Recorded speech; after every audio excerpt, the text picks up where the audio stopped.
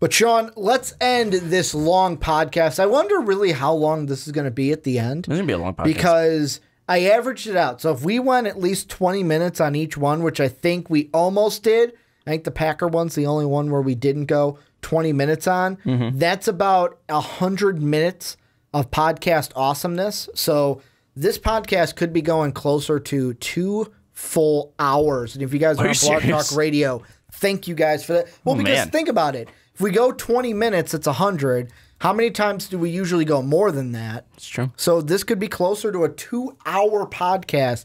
If you're on Blog Talk Radio, if you're on podcast services around the world, I want to thank you guys for that. Or if you're listening to the full thing on YouTube, you're also listening to a 2-hour podcast. But if you're here for the one segment, we are talking about non-first round sleepers. So one of the things that we have not looked at through this whole draft process, not much, I should say. The Primetime Podcast did so last week with the running backs and Shaquem Griffin. But looking at guys who, not first-round guys, could be sleepers for teams. I'm going to start off with you, obviously, because I'm not going to throw it to myself. Who are you looking at out of the first round to be a sleeper? Are you going to go with the guy I know you're going to bring up? You know who damn well. I wore the sweatshirt for a reason. It's my boy, the 6'4 3/4", 214-pound wide receiver from Notre Dame University, Equanimeous St. Brown. On ESPN, they have him ranked as the 15th wide receiver and overall as the 122nd best player in the 2018 NFL Draft. Not so fast, my friend. This guy is an absolute double not stud. so fast. I don't know what. No. Well, it's Lee Corso. Double not so fast. Nah, just not so fast. Not so fast, my friends. Equanimeous St. Brown. This kid has everything to be a stud in the NFL. I know that you look at his drop rates. He's not that great with his hands. He uses more of his body to catch the ball. But if you look at the measurables that he has, having being 6'4 and 3/4 of an inch, you could just say 6'5", running a 4.48, having massive hands at 9 3/4, and then having his arms be 33 inches. This kid is a stud. And the one thing I love about him is he's got slot receiver speed with that massive body. And people question his hand strength. People question his ability to attack the ball at high points, and people attack, really pick apart his separation skills. But I have consistently seen at Notre Dame, when he's running slant routes, when he's running under routes, and he's in that 10 to 15 yard range, he's able to create that separation. He's able to pull away, running right to left or left to right against defenses, and then he's able to use that speed up the sideline to burn teams. And I think, early on in his career, I don't think he's going to be, that number one guy you go to. But if you draft him with a great wide receiving coach, and you draft him with, a coaching staff that's going to put time into him, and he's able to accept those criticisms, I honestly think Equanimeous St. Brown has all of the measurables to be a stud. And one thing, people bring up Dorial Green-Beckham. He had the measurables. But the one thing that Dorial Green-Beckham had was a ton of off-the-field issues.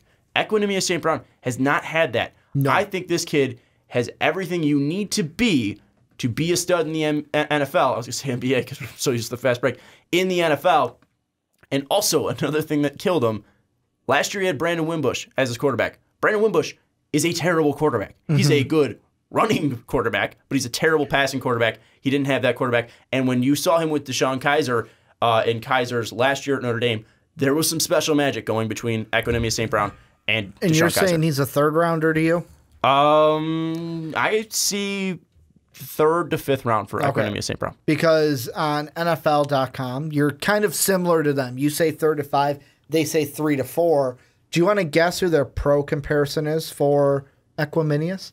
It's a guy who's not in the league anymore. Not in the league anymore? He played from 2012 to 2017 with 3 different teams. Oh, Jesus, let me get this wrong. He's from Bartlett, Illinois, is where he was born. Is it that Aurelius Ben? No idea. Andre Holmes. Oh. Andre Holmes isn't in the league anymore?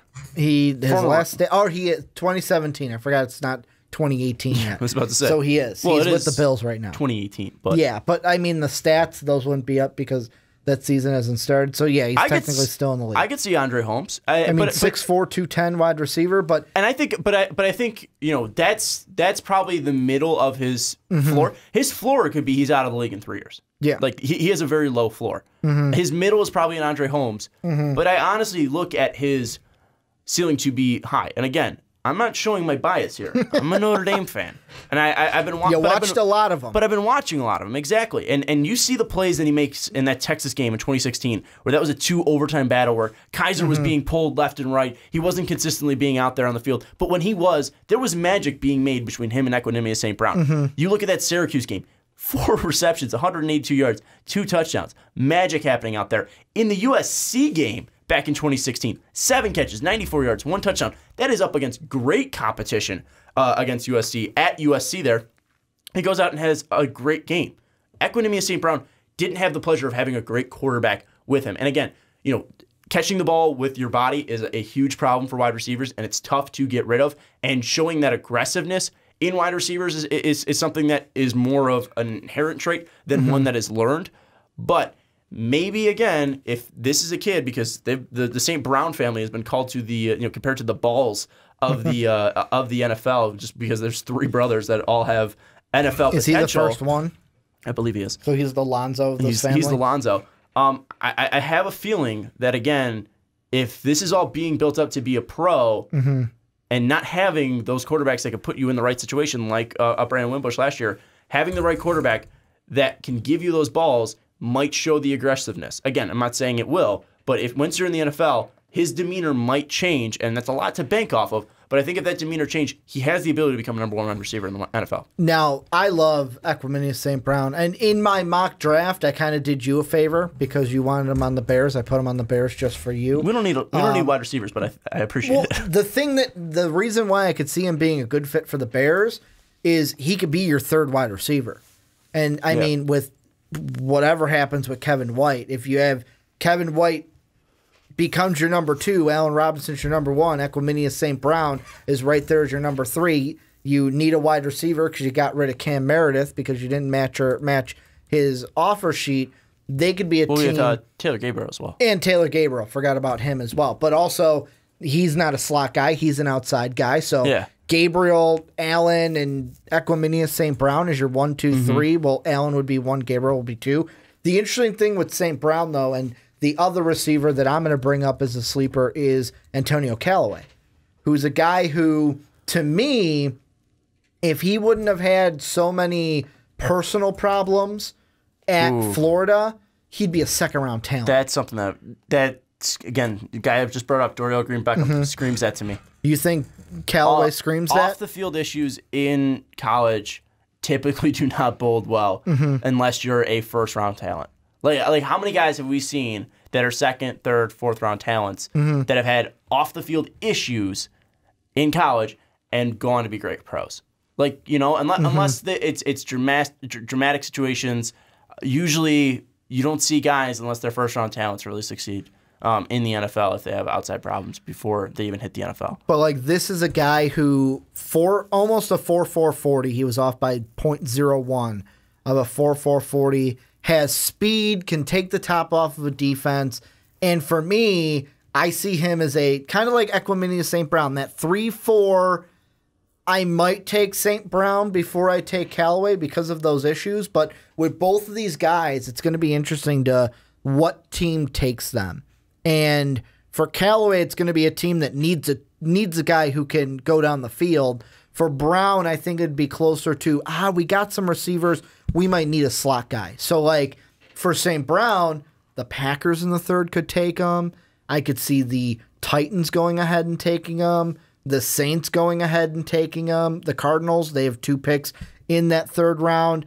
And with Callaway, the team that I had him going to, who now need a wide receiver because they lost Willie Snead, who could also take St. Brown, is the Saints. Because what's a better coach to work with a kid than Sean Payton? And the thing with Callaway is if he's in the 3rd, where I have him mocked, might be a little bit of a risk. But 4 and after, I'll take a flyer on him. Because, like I said, if he didn't have those personal issues at Florida, we'd be mocking him in the 2nd round. We'd be saying that He's a top wide receiver. You can't like he'd be in the James Washington. He'd probably be better than James Washington with the mock to a team. He'd be in that like middle to late second round. That's why I kind of bring up Callaway as a sleeper, although I don't know if teams are going to overlook the issues that he had at Florida this past year. Yeah. I mean, again, just player concerns, player issues just really rub me the wrong way. Well, they harp with you because, like, Orlando Brown is the guy that rubs you the wrong way, too. That's different because, like you said on the live mock draft, is laziness. Is what you said. But that's different than off the field issues. Yeah, like that's something where if I'm taking a first round, if Orlando Brown's in the second round and he's still there, his on field production at Oklahoma is enough to be a second round pick.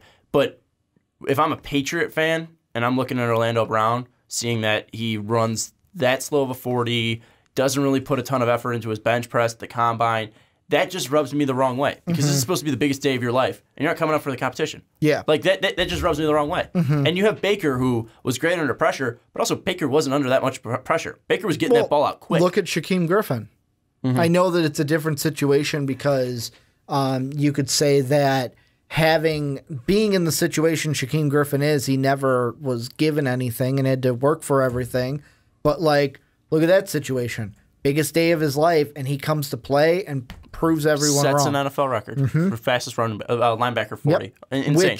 Which I believe, and this is the weird thing, the same exact time that his brother ran a year ago. That's really? His brother's a different position, though. Near it, though, right? It was like 4.3 or 4.4? Because the mom on the E60 thing they did said the same time, so that's where I got that from. She could be off by like a second or two, but hey, who am I going to tell Mama Griffin that she's wrong? That's true. Who's your second sleeper? I was going to go right into it. Another guy that I have, actually, he's an Oswego boy. He's an Illinois guy. I saw this guy play.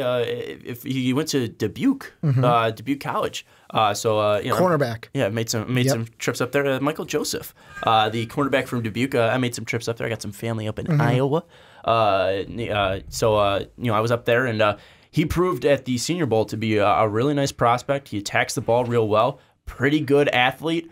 We overlook these guys because of the competition that they're playing, and I brought that up against quarterbacks, but that's first round quarterbacks compared to a guy in Michael Joseph where he's a mid pick, a mid round pick. So you're not drafting this guy to be the face of your franchise. But again, Michael Joseph, kid from Oswego. Really good athlete, attacks the ball extremely well. The biggest knock, again, is, he didn't play, high enough competition. But in the competition that he was, 2015 was first team All-Iowa Conference honors. He was the Defensive Player of the Year. I think it was last year. He tied fifth in division with 8 interceptions, also compiling 56 stops and 8 pass breakups. This kid attacks the ball insanely well. Really good athlete. Shut down a ton of players. Projected in probably the 5th to 7th round. I think in that slot, if you're looking for a corner, you already drafted one. Let's say you're the Patriots. I honestly think he's a guy, again, that he could be your contingency plan. If you don't get a guy, or maybe even the Packers, if you don't get the guy that you need, you still need corner help in the 5th to 7th round. I think a guy like Michael Joseph, with his ability to swing his hips around, get around, and attack the ball, I think he could be a really nice nickel, even though he's 6'1", with his speed. I think he could be a really nice nickel and possibly help your man-to-man defensive coverages. If you look at my full mock draft, you would definitely say Michael Joseph is a sleeper. He went end of the 7th round, near the end of the 7th round to me. I'll let you guess the team, but I'll give you the division. He's going to the AFC South. Ooh.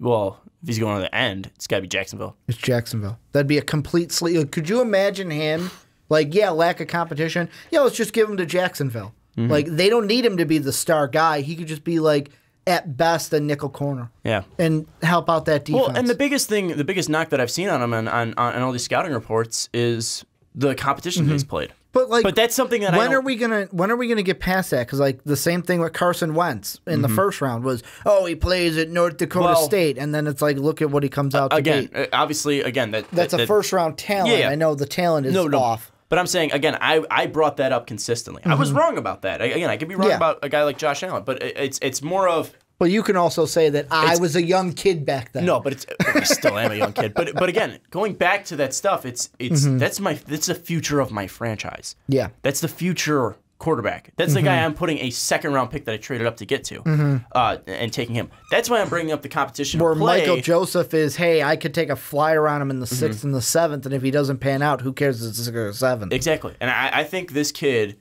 if the biggest knock on him is the competition that he's played, give him the opportunity to prove himself in the NFL. Because he proved himself at D2 at Dubuque. I think he can prove himself in the NFL.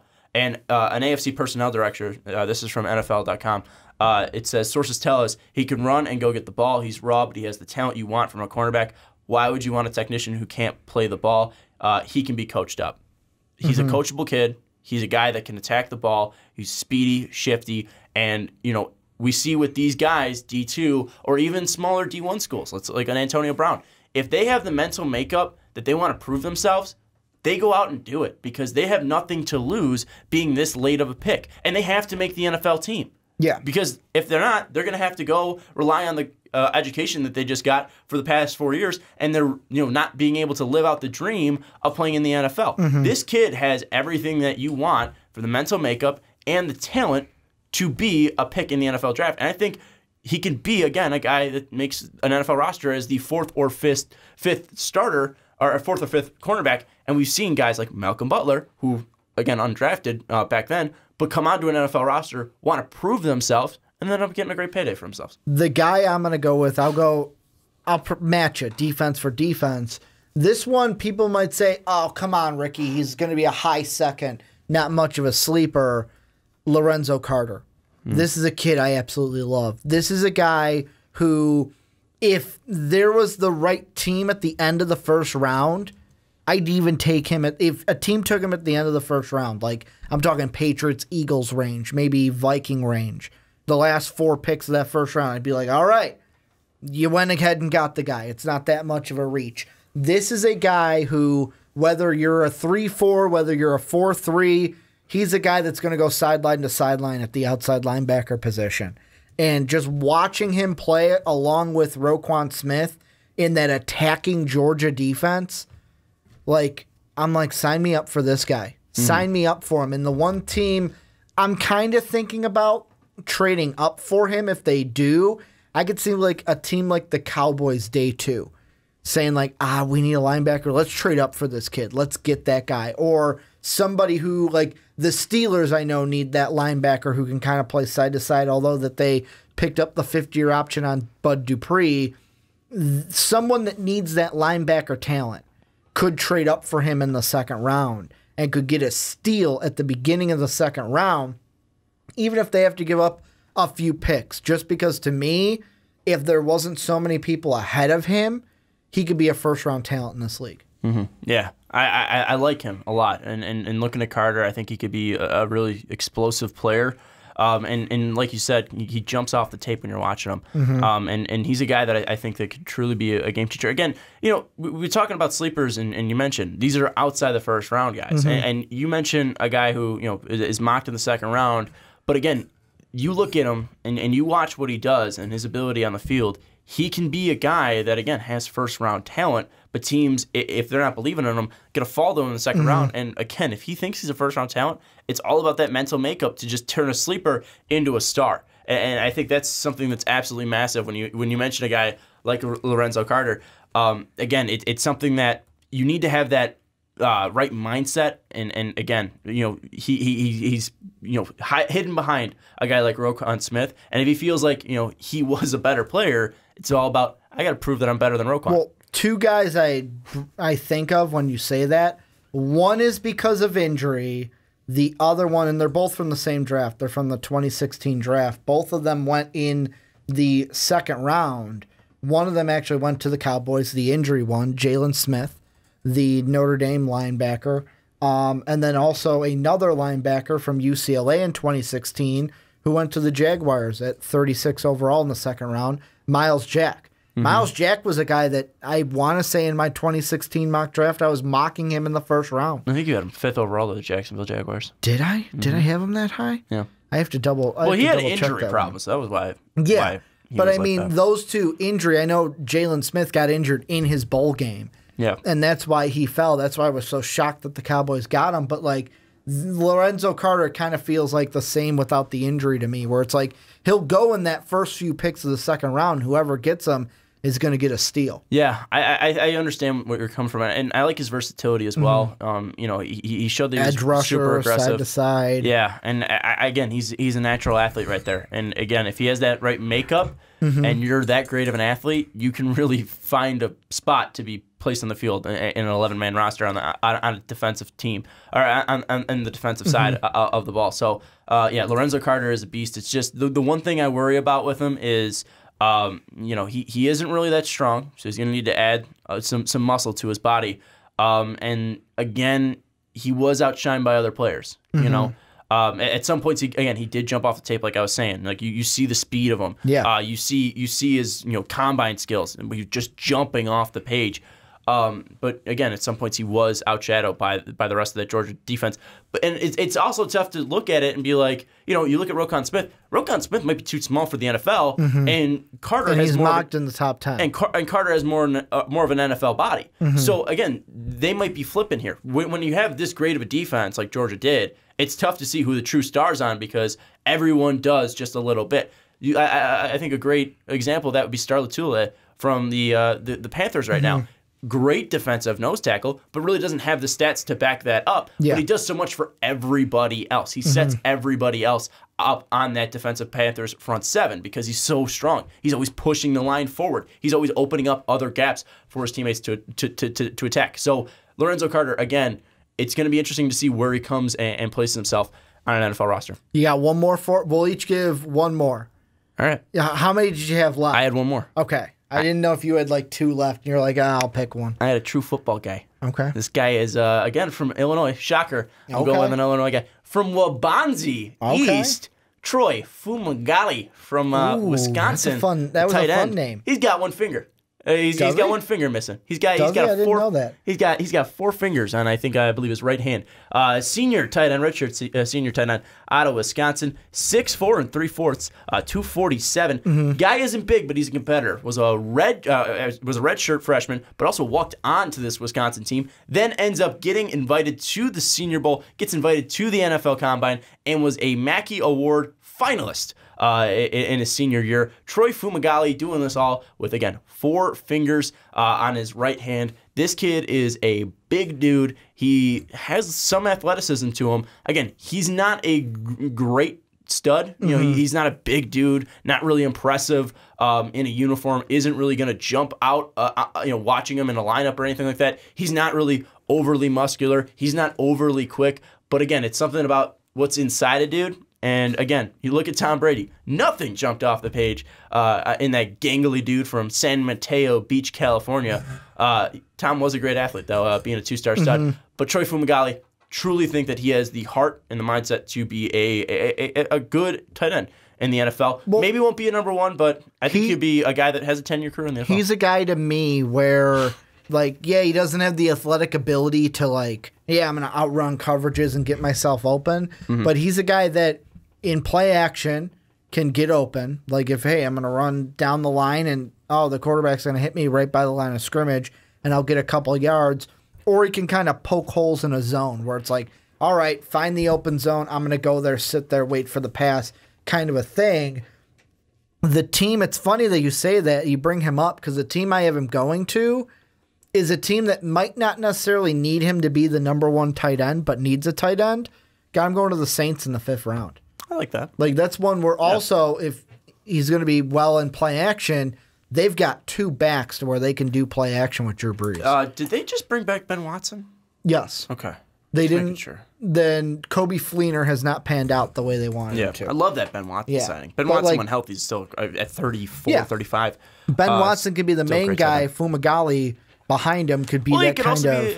He could also be like a third tight end. Every time you need him, just going out there to just catch a ball. Josh Hill on their roster? I think so. Okay. Don't quote me on that one. I still think he could be a third guy. And Fumagalli, again, I think he's got the heart, can will his way onto an NFL roster. And again, there's nothing. You're going very hometown guys, for our home state guys for us. Come on, I'm watching Big Ten football, and I'm going out to Dubuque, Iowa. And I know I'm probably going to say his last name wrong. You didn't bring up the only Illinois player that I had drafted in my 7th round, Christian Delorio, offensive lineman. Where's he from?